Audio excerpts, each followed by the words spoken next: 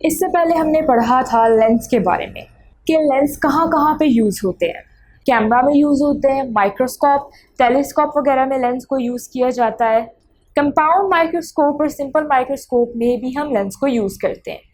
अगर हम कैमरा की बात करें तो कैमरा में जो लेंस होता है वो क्या करता है, ऑब्जेक्ट को फोकस करता है और बैक साइड पे जो फिल्म होती है उस पर इमेज बनाता है।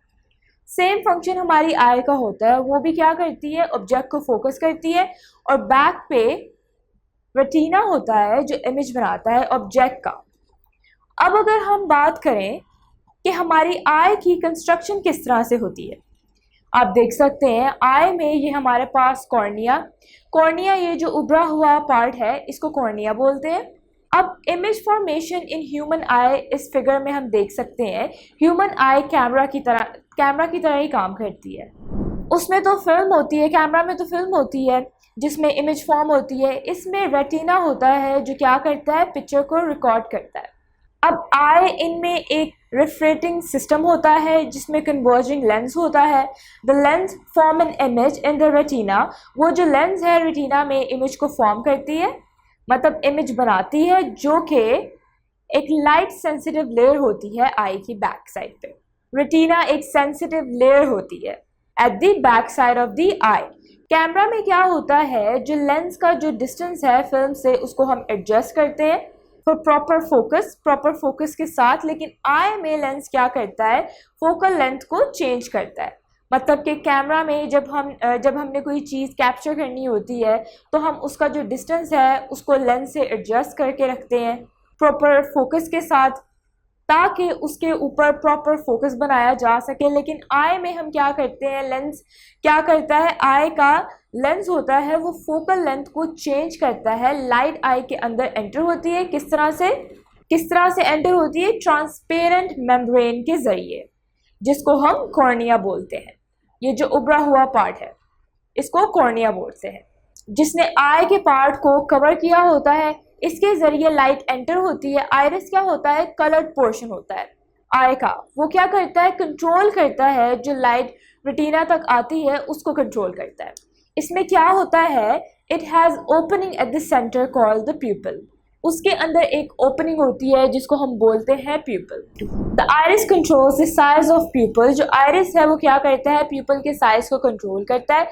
जब लाइट बहुत ज़्यादा होती है तो आइरिस क्या होता है, कॉन्ट्रैक्ट हो जाता है। क्या करता है, प्यूपल के साइज को कॉन्ट्रैक्ट करता है।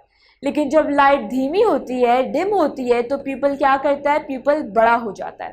हमने क्या बात की कि जब लाइट ब्राइट होती है तो आइरिस क्या करता है, वो प्यूपल के साइज को छोटा कर देता है, कॉन्ट्रैक्ट कर देता है। लेकिन लाइट जब डिम होती है उसमें प्यूपल का साइज बड़ा हो जाता है और आई में जो लेंस लगा होता है वो फ्लेक्सिबल होता है and accommodate object over a wide range of distance. अब हम डिस्कस करेंगे accommodation of human I.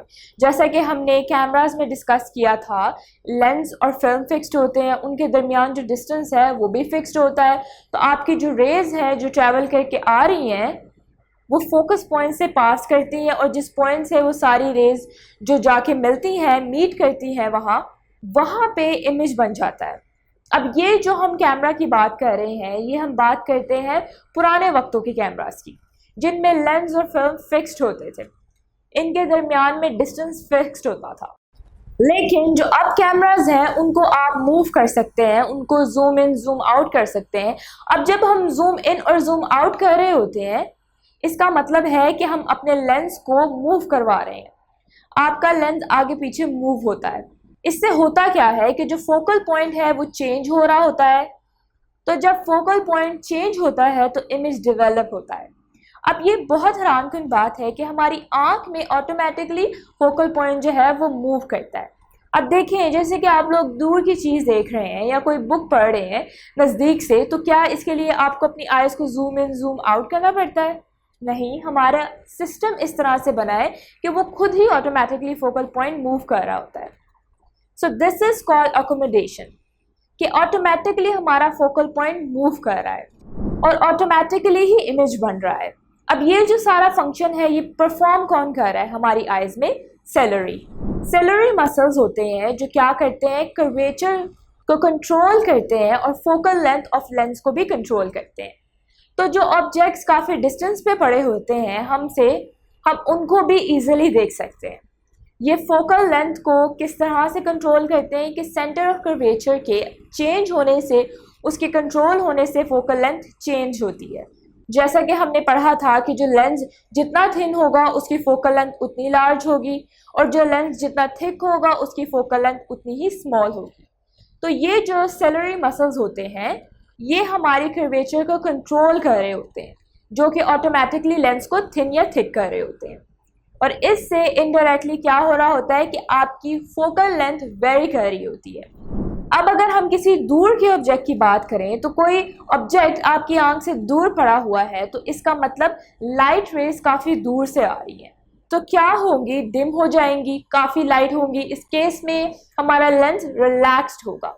Lens relaxed होने का मतलब है कि लेंस क्या है, थिन है। इसका मतलब कि फोकल लेंथ लार्ज होगी और उससे ज़्यादा बेंडिंग होगी। अब आपका इमेज रेटिना के ऊपर डेवलप हो जाएगा। इसी तरह अगर कोई ऑब्जेक्ट लेंस के काफ़ी करीब है, आई के करीब है, तो सिलरी मसल्स क्या करेंगे कि कर्वेचर ऑफ लेंस को बढ़ा देंगे, जिससे क्या होगा, फोकल लेंथ शॉर्ट हो जाएगी और रेज क्या करेंगी, डाइवर्ज कर जाएंगी फ्रॉम द नियरेस्ट ऑब्जेक्ट, और क्या हो जाएंगी, बेंड हो जाएंगी, ज़्यादा बेंड हो जाएंगी। इससे क्या होगा कि आपके रेटिना के ऊपर एक इमेज डेवलप हो जाएगा। अब हम लिखते हैं कि the variation of focal length of eye lens to form a sharp image on retina is called accommodation. Focal length vary कर रहा है कि शॉर्ट हो रहा है या लार्ज हो रहा है, उसके अलावा शार्प इमेज यानी क्लियर इमेज बनेगा रेटिना के ऊपर। तो इस प्रोसेस को हम क्या कहते हैं, इस चीज़ को हम क्या कहते हैं, अगेन अकोमोडेशन। अब it is large in young people while it goes on decreasing with age. जो यंग लोग होते हैं इनमें अकोमोडेशन ज़्यादा होती है, और ये जैसे जैसे एज बढ़ती जाती है तो ये कम होती जाती है। Defects in accommodation.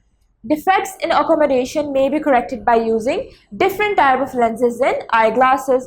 Accommodation के जो defects हैं उसको किस तरह से सही किया जा सकता है। डिफरेंट तरह के लेंस यूज़ किए जा सकते हैं ग्लासेस में। जो आप आंखों पे ग्लासेस लगाते हैं उनमें डिफरेंट टाइप के लेंसेज यूज़ किए जा सकते हैं। अब किसी भी आई का नियर पॉइंट क्या होता है, किसी ऑब्जेक्ट का उस आई से जो मिनिमम कम से कम डिस्टेंस होता है, जिसमें वो क्या करती है, कोई शार्प इमेज मतलब क्लियर इमेज रेटिना के ऊपर प्रोड्यूस करती है, उसको हम बोलते हैं नियर पॉइंट। मतलब कि ऑब्जेक्ट का आई से मिनिमम डिस्टेंस लेना। इस डिस्टेंस को हम लीस्ट डिस्टेंस भी बोलते हैं। लीस्ट का मतलब होता है कम से कम कोई भी ऑब्जेक्ट जो आई के बहुत क्लोज है, then the near point appears blur. बहुत क्लोज कोई ऑब्जेक्ट अगर आई के होता है ना, तो वो क्या होता है, हमें ब्लर नज़र आने लग जाता है। For young people in the early 20s with normal vision the near point is located about 25 centimeters from the eye. जो आई का नियरेस्ट पॉइंट होता है ना, वो यंग लोगों में, नॉर्मल लोगों में होता है 25 सेंटीमीटर का। अब जैसे जैसे एज बढ़ती जाती है, 40 ईयर्स तक एज हो जाती है, तो ये जो नियर पॉइंट है ये भी बढ़ जाता है। कितना बढ़ जाता है, 50 सेंटीमीटर। और जब एज 60 ईयर्स तक हो जाती है तो नियर पॉइंट 500 सेंटीमीटर तक हो जाता है। और अगर हम फार पॉइंट की बात करें तो फार पॉइंट किसी भी आई का होता है ऑब्जेक्ट के आई से जो मैक्सिमम डिस्टेंस होता है, ज़्यादा से ज़्यादा डिस्टेंस जहाँ पे वो आई क्या करती है, fully relaxed I can focus, कि आई जो है वो फुली फोकस कर सकती है। अब जिस इंसान की आई साइट काफ़ी नॉर्मल है वो ऑब्जेक्ट बहुत दूर से भी देख सकता है। जो ज़्यादातर लोग होते हैं उनकी आईज नॉर्मल नहीं होती, इस सेंस में कि वो काफ़ी दूर पड़ी हुई चीज़ों को नहीं देख सकते। So that was our topic. I hope आपको अच्छे से समझ आया हो। अगर आप ये लेक्चर कंप्लीट देखना चाहते हैं और इसके साथ साथ हजारों MCQs, वो भी बिल्कुल मुफ्त मुफ्त मुफ्त, तो अभी हमारी ऐप डाउनलोड करें, हिप्पो ई लर्निंग प्रोग्राम, और इसके साथ साथ don't forget to like, share and subscribe to this channel.